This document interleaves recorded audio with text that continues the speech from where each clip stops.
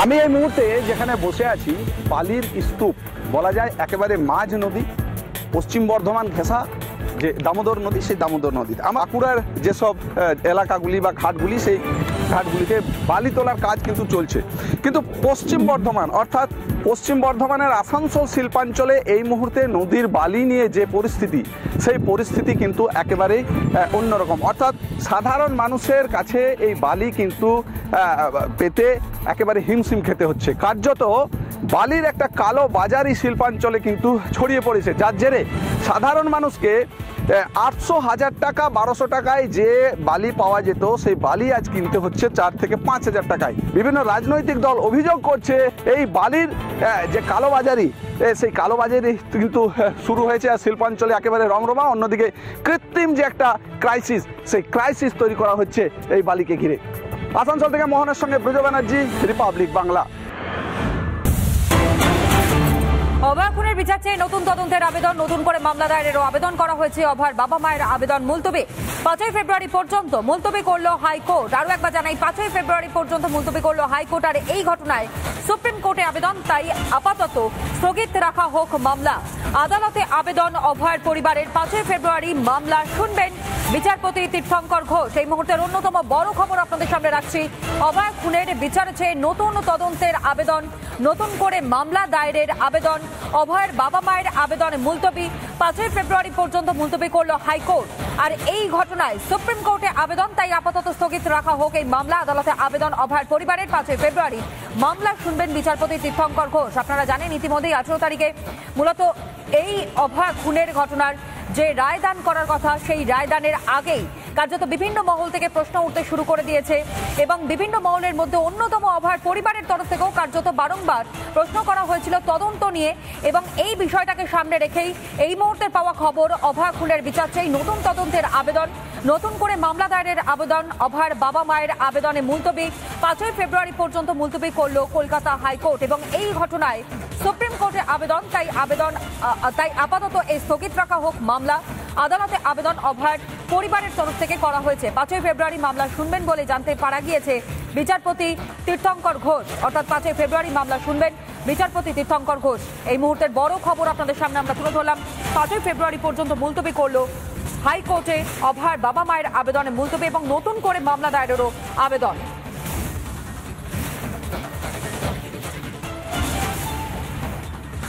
অভয়া খুনের বিচার চেয়ে নতুন তদন্তের আবেদন করা হয়েছে এবং নতুন করে মামলা দায়েরের আবেদন করা হয়েছে। যেখানে আপনারা জানেন ইতিমধ্যেই যে 18 তারিখেই অভয়ার যে মামলা চলছিল, খুনের মামলা, নৃশংসভাবে হত্যা লীলা, 9ই অগস্টের ঘটনা আর.জি. কর মেডিকেল কলেজ হাসপাতাল। এবং তারপর থেকে যেভাবে প্রতিবাদের আঁচ গোটা রাজ্য ছাড়িয়ে গোটা দেশ, এমনকি গোটা বিদেশের বিভিন্ন কোণা থেকে পর্যন্ত হাতে প্ল্যাকার্ড নিয়ে শুধুমাত্র উই ওয়ান্ট জাস্টিস বলে বিচারের দাবিতে মানুষ পথে নেমেছিলেন। সেই ঘটনার তদন্ত চলছিল এবং তদন্ত শেষ হওয়ার পর 18 তারিখে রায়দান হওয়ার কথা। আর এরই মধ্যে 5ই ফেব্রুয়ারি পর্যন্ত মুলতবি করা হলো হাইকোর্টে। আর এই ঘটনায় সুপ্রিম কোর্টে আবেদন, তাই আপাতত স্থগিত রাখা হোক এই মামলা। আদালতে আবেদন অভয়ার পরিবারের।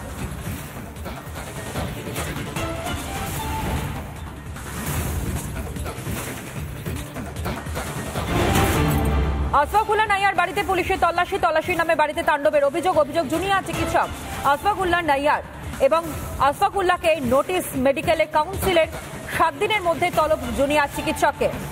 আসফাকুল্লাহ নাইয়াকে নোটিশে পাঠানো হয়েছে মেডিকেল কাউন্সিলের তরফ থেকে। 7 দিনের মধ্যে তলব করা হয়েছে জুনিয়র এই চিকিৎসককে। পিজিটি শেষের আগেই প্রাইভেটে প্র্যাকটিসের অভিযোগ উঠছে আসফাকুল্লাহর বিরুদ্ধে এবং সেই আসফাকুল্লাহ নাইয়াকে নোটিশ পাঠানো হয়। প্রথম সারির আন্দোলনকারী এই আসফাকুল্লাহ নাইয়া, তার বাড়িতেই চিঠি পাঠানো হয়েছে, নোটিশ পাঠিয়েছে মেডিকেল কাউন্সিল। 7 দিনের মধ্যে তলব করা হয়েছে জুনিয়র চিকিৎসককে এবং তার বিরুদ্ধে ওঠা অভিযোগ পিজিটি শেষের আগেই নাকি প্রাইভেটে প্র্যাকটিসে সারছিল সে এবং এই অভিযোগকে সামনে রেখেই তাকে তলব করা হয়। 7 দিনের মধ্যে হাজিরা দেওয়ার কথাও বলা হয়েছে জুনিয়র এই চিকিৎসককে।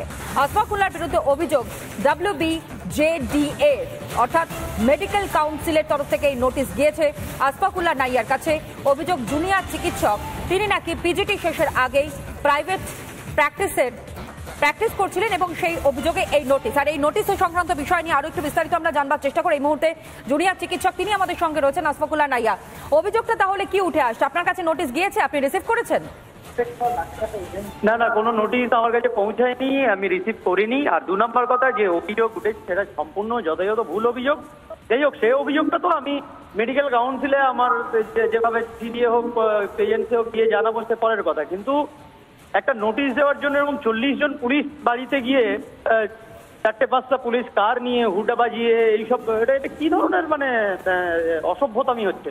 এখানে একটু স্পষ্ট করি আপনার কাছে, মূলত আপনি বলছেন পুলিশ আধিকারিকরা তারা গিয়েছিলেন, কিন্তু নোটিশ আপনার হাতে কি দেওয়া হয়েছিল? আরে আমি তো আরজি করে ডিউটি করছি, এখান থেকে বিধাননগর পুলিশ গিয়েছে শুনলাম মিডিয়া বন্ধুদের মাধ্যমে। বিধাননগর থেকে আরজিকর কাছে নাকি বিধাননগর থেকে কাকদ্বীপ কাছে? যেখানে 5 কিলোমিটারের মধ্যে আপনি দেখা করে নোটিশ দিতে পারেন, সেখানে আপনি 40 জন পুলিশ নিয়ে আপনি চলে যাচ্ছেন কাকদ্বীপে এখান থেকে। মানে এটা কি ধরনের হ্যারাসমেন্ট করতে চাইছেন আপনি? আমি তো এখানে দাঁড়িয়ে আছি সশরীরে, সেখানে আপনি একটা ভয় দেখানোর প্রচেষ্টা করছেন। কারণ আমি সাধারণ মানুষের চিকিৎসা নিয়ে কথা বলছি, আমি রেপ মার্ডার নিয়ে কথা বলছি। তো এই ধরনের কথা বলা বন্ধ করতে পারবে না ভয় দেখিয়ে? একটা কাজ করুন, এখানে এসে আমি দাঁড়িয়ে আছি, পুলিশের বন্দুক নিয়ে এসে আমাকে শুট করে দিয়ে চলে যান, তাহলে আর কেউ কথা বলবে না। এটাই সবচেয়ে ইজি হবে, অত দূর গিয়ে হ্যারাসমেন্ট করে কোনো লাভ নেই। তাহলে যে অভিযোগটা উঠছে পিজিটি শেষের আগেই নাকি প্রাইভেটে আপনি প্র্যাকটিস করছিলেন, সেই অভিযোগ সম্পূর্ণ ভিত্তিহীন, শুধুমাত্র আপনাকে হেনস্থা করাই মূল উদ্দেশ্য? আরে ওটা কি ধরনের অভিযোগ? কে কোথায় একটা পেশেন্ট দেখে, যে এটা কোনো অভিযোগের জায়গা? এর জন্য 40 জন পুলিশের, পৃথিবীতে এরকম ঘটনা আপনারা শুনেছেন যে একজন পেশেন্ট দেখার জন্য 40 জন পুলিশ গিয়ে খোঁজ নিচ্ছে? পেশেন্টই তো দেখেছি রে বাবা, তাও ফ্রি ট্রিটমেন্ট করেছি, বলছি তো। এসব ফালতু জিনিসে আমি এখন মাথা ঘামাচ্ছি না, আমি এটা মাথা ঘামাচ্ছি বিগার অ্যাসপেক্ট, যেটা সাধারণ মানুষের জন্য বলার তো কারো থাকতে হবে রে বাবা। সেই জায়গাটা আমি একটু বলার জন্য চেষ্টা করছি, আমাকে এরকম হ্যারাসমেন্টের জায়গা হচ্ছে। ওটাই আমি বলছি যে আপনি কোনো পদক্ষেপ কি নেবেন? অবশ্যই যা যা পদক্ষেপ নেওয়ার নেব। কে পুলিশ, কার এত ক্ষমতা হয়েছে আমি দেখবো, কার ক্ষমতা বলে ওরা গিয়ে এগুলো করছে সেগুলোও দেখবো।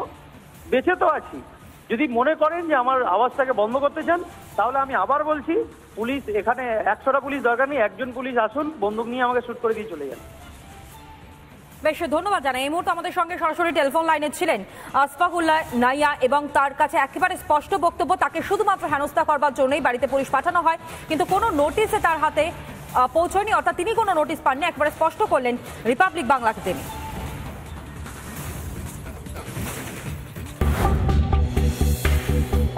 কেন্দ্র দোষারোপ করছে রাজ্যকে, রাজ্য দোষারোপ করছে কেন্দ্রকে।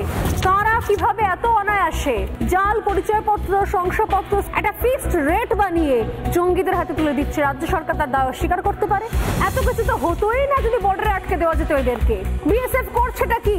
কেন এখানে আগ বাড়িয়ে কেন্দ্রের তরফ থেকে কোনো পদক্ষেপ নেওয়া হচ্ছে না? এই রাজ্য সরকারের এই পরিস্থিতিটা বন্ধ করার কোনো সদিচ্ছাই নেই। এইখানে দাঁড়িয়ে কিন্তু সাধারণ জনগণের উপর একটা দায়িত্ব আসে।